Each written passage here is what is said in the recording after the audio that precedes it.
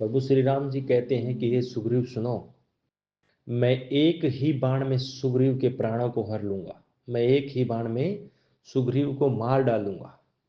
जो मित्र के दुख से दुखी होते हैं वही सच्चे मित्र होते हैं, जो मित्र के सुख में सुखी रहते हैं वही सच्चे मित्र होते हैं।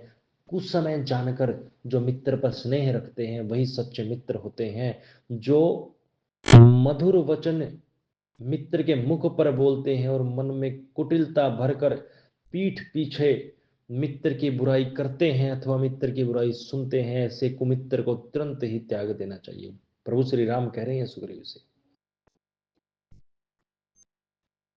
सुग्रीव ने कहा कि हे रघुवीर सुनिए, बाली बड़ा बलशाली है, बहुत रणधीर है, न जाने कितने योद्धा उसके सामने संग्राम में पीठ दिखाकर भाग गए और कितनों को उसने मार डाला। फिर सुग्रीव ने प्रभु श्री राम को दुदुम्भी नामक राक्षस की हड्डियां दिखाई, ताकि प्रभु श्री राम जी को विश्वास हो कि बाली बहुत रणधीर है, बहुत शूरवीर है, महावीर है और बहुत बड़ा बाहुबली है, उसकी भुजाओं में बहुत बल है। और दुदुम्भी नामक राक्षस की हड्डियां दिखाने के साथ साथ उसने बहुत से ताल के वृक्ष दिखाए। प्रभु श्री राम ने एक ही बाण में सभी को भेद दिया और पूरे के पूरे जो ताल के वृक्ष दिखाए उनको ढा दिया। तब कहीं जाके सुग्रीव को विश्वास हुआ कि प्रभु श्री राम कोई आम व्यक्ति नहीं है, ये बाली का वध कर सकते हैं। प्रभु श्री राम ने कहा कि तुम जाओ और बाली से युद्ध करो। ऐसा करके वो उनके साथ चले। बाली ने तुरंत ही जाकर के सुग्रीव ने तुरंत ही जाके बाली को ललकारा।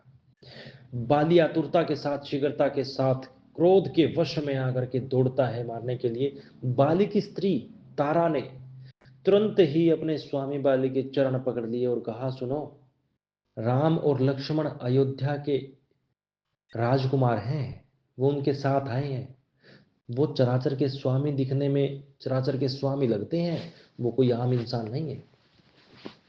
तारा के समझाने के बाद भी बाली ने कहा, हे भीरु, हे प्रिय, भीरु का अर्थ होता डरपोक, हे डरपोक, हे प्रिय, तुम जरा भी डरो नहीं, छोड़ो, मैं तुरंत ही शीघ्र ही उसको सुग्रीव को मारकर लौट आता हूं। राम राम तो समदर्शी हैं, समदर्शी यानी कि समान दर्शन वाले हैं, उनको कोई भी प्रिय नहीं है, कोई भी अप्रिय नहीं है, ना उनको प्रिय है ना उनको अप्रिय है, वो तो पूर्ण ब्रह्म है। किंतु कदाचित वो मेरा वध करेंगे तो मैं सनाथ हो जाऊंगा, इस बात का उल्लेख है। वो मेरा वध करेंगे तो मैं सनाथ हो जाऊंगा, यानी कि अब तक मैं अनाथ हूं, यदि उन्होंने मेरा वध किया तो मैं सनाथ हो जाऊंगा, यानी कि परम पद को प्राप्त हो जाऊंगा। इस लोभ को मन में लेकर के बाली चलता है और जब सुग्रीव को एक जोर से घूंसा मारता है, घूंसा मारते ही सुग्रीव वहां से दौड़कर मन में हारे हुए, हीन भावना से पीड़ित होकर हारे हुए सिपाही की तरह प्रभु श्री राम के पास आता और कहता है कि आपने तो कहा था, आपने ही मुझे साहस दिया कि आप जाइए और बाली के साथ लड़िए, मैं हूं और मैं यथोचित जिस प्रकार से होगा बाली का वध करूंगा, किंतु आपने कुछ नहीं किया।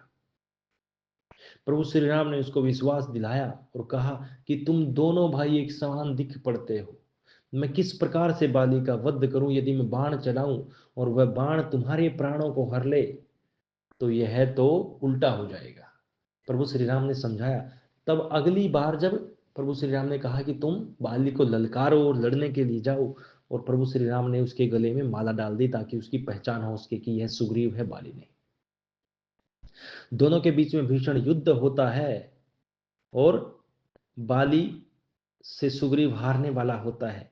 जब सुग्रीव पर बहुत ज्यादा भारी पड़ता है बाली, तब प्रभु श्री राम ने जो ताल के पेड़ की आड़ में छिप कर देख रहे थे, अपना बाण निकाला, तुरंत ही बाण चलाकर बाली के प्राणों को हर लिया। बाण लगते ही बाली जमीन में गिर गया।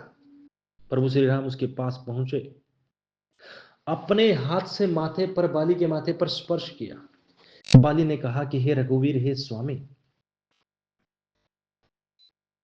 आप तो समदर्शी हैं, आपको ना कोई प्रिय है ना कोई अप्रिय, फिर आपका मैं वैरी कैसे हो गया और सुग्रीव आपका प्रिय कैसे हो गया?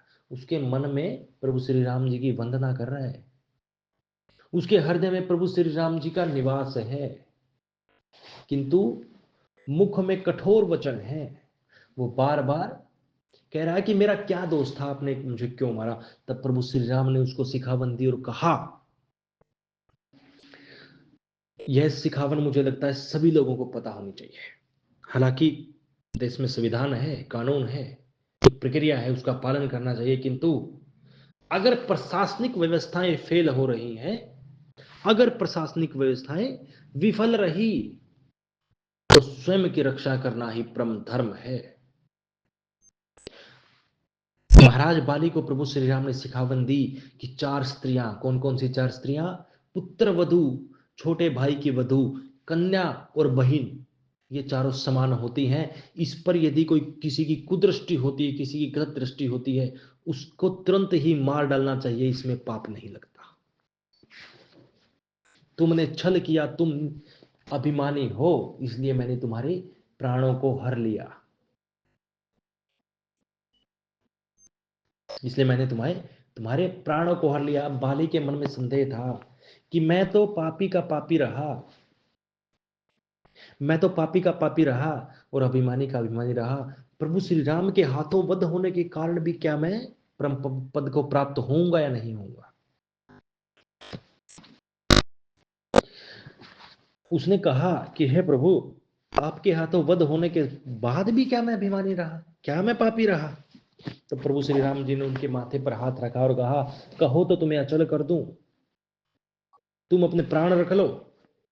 तब उन्होंने कहा कि मैं इतना मूर्ख नहीं हूं कि मुनि लोग तप करते हैं, जप करते हैं, और जब उनका मरण का समय होता है तो उनकी एक इच्छा होती है कि मरते समय हमारे मुख में राम नाम हो, और वो भी सभी को प्राप्त नहीं होती है। मेरा तो वध स्वयं भगवान श्री राम ने किया है।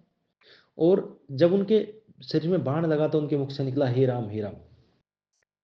तो बाली कहता है कि मेरा तो मरण हो रहा है, मेरे मुख में भी राम का नाम है और मेरे सामने स्वयं समदर्शी भगवान राम खड़े हैं। मैं इतना मूर्ख नहीं कि जो लोग जप तप से इस इच्छा को प्राप्त करने का प्रयास करते हैं कि मरण के समय उनके मुख में राम हो, और वो भी वो प्राप्त नहीं कर सकते, और मैं, मेरे सामने स्वयं भगवान राम खड़े हैं और मेरे मुख में भी राम का नाम है, मैं इतना मूर्ख नहीं हूं कि इस अवसर को त्याग दूं।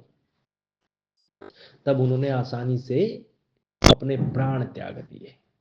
जिस प्रकार कोई किसी हाथी के गले में कोई माला होती है और जब वह माला गिरती है तो हाथी को पता भी नहीं लगता, उसी प्रकार से उसने अपने प्राण त्याग दिए। भगवान ने भी उसको अपने चरणों में स्थान दिया और परम पद की गति करवा दी।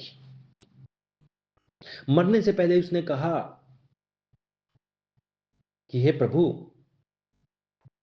आपने मुझे अभिमानी जानकर मुझे कहा कि चाहो तो तुम अपने प्राण रख लो, मैं तुम्हें जीवित छोड़ दूंगा, किंतु मैं इतना मूर्ख नहीं हूं कि प्रभु श्री राम जी मेरे प्राण हरे और मैं परम पद की प्राप्ति ना करवाऊं।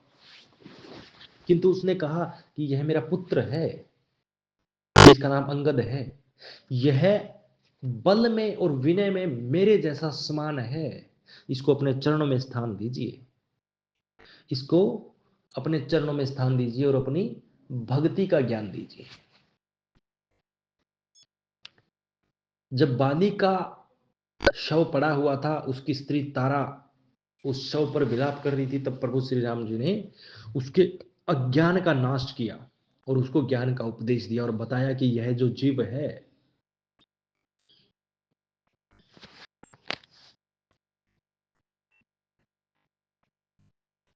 उन्होंने बताया कि यह जो शरीर है ये पंच तत्व से मिलकर बनता है, पृथ्वी जल अग्नि वायु और आकाश। यह तो जीव नित्य है, यह मरता नहीं है। आत्मा नष्ट नहीं होती, जड़ नष्ट होती है, चेतन कभी नष्ट नहीं होता। यह तो नित्य है। यह शरीर तो प्रत्यक्ष तुम्हारे सामने सोया हुआ है, यह जीव नित्य है, फिर तुम किसके लिए रो रही हो?